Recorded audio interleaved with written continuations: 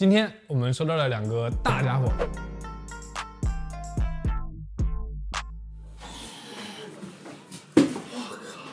一台、2台，那就是 TCL 98X9C 和 98Q6E。你可能不知道用一台98英寸电视看比赛是一种什么感受，我们一般叫它沉浸怪。那它有多大呢？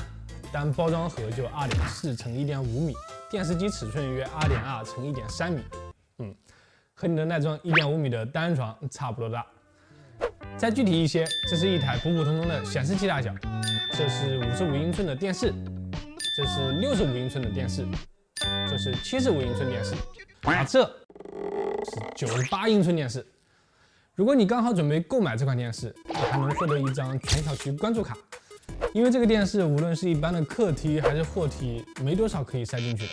电视这么大，做工也不差，4边金属条包边，左右2边有双钻切工艺的倒角设计。因为电视很大，还用了大量金属材料和螺钉固定，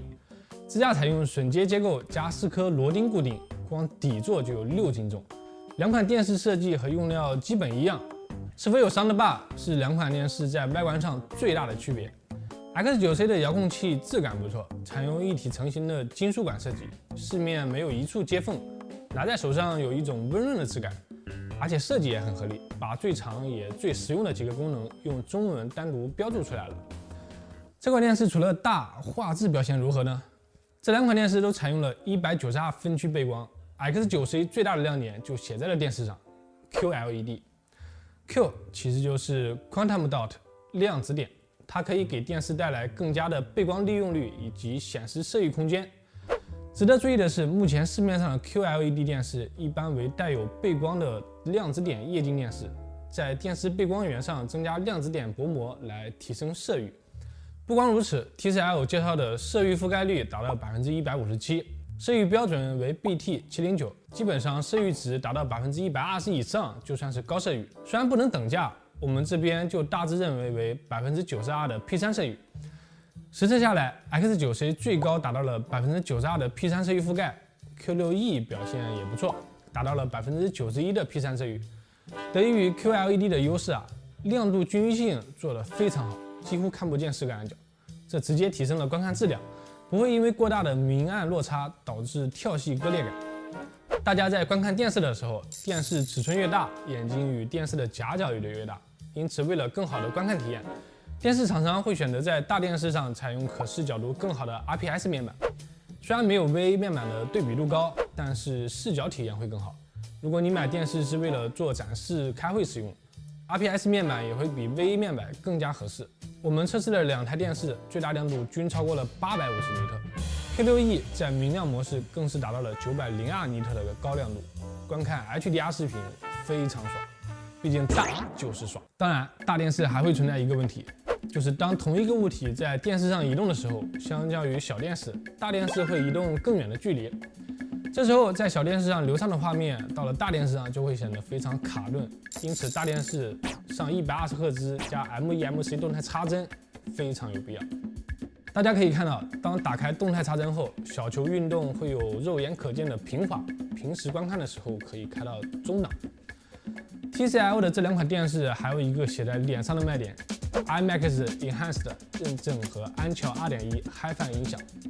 它有50瓦超大功率5单元 soundbar 音响，背部还有一个安桥的低音单元。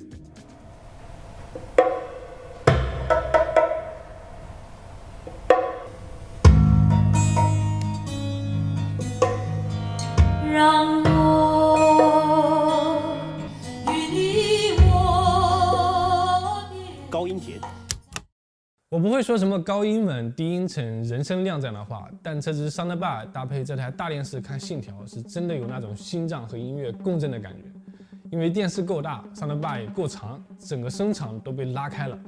即使只是从电视出发来的声音，也具有立体感。如果你想有更好的表现，也可以加钱组个家庭影院。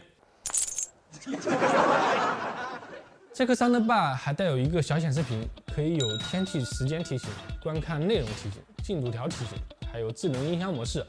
非常贴心。里面有一个4路投屏，安卓和苹果可以同时使用，而且无需下载 App 就可以快乐4台了。只是官方要在 SKU 上加上王者荣耀这种适合五黑的图片吗？虽然电视只提供了2个 USB 2.0接口，但是下载观看高码率视频、拖动进度条的时候几乎没有加载延时，体验非常不错。还有，希望各大厂商可以早点上4K UI，不要把这么舒适的屏幕给白白浪费了。总结一下，体验了一段时间之后，这2台电视给我的印象还是非常棒的，特别是这款 Q62E 没有输水的192分区屏幕，50瓦的5单元安桥音响，21,999元的价格，最重要的是98英寸的电视尺寸，它可以把颜色做得够准，亮度做得够亮，基本上可以告别投影仪了。好了，以上就是本期视频的全部内容了。有任何关于产品的问题或者疑问，都可以在评论区告诉我们，我们会积极收集和解答大家的疑问，以便后期做出更适合观众的内容。这里是热点科技，我是坤坤，我们下期再见。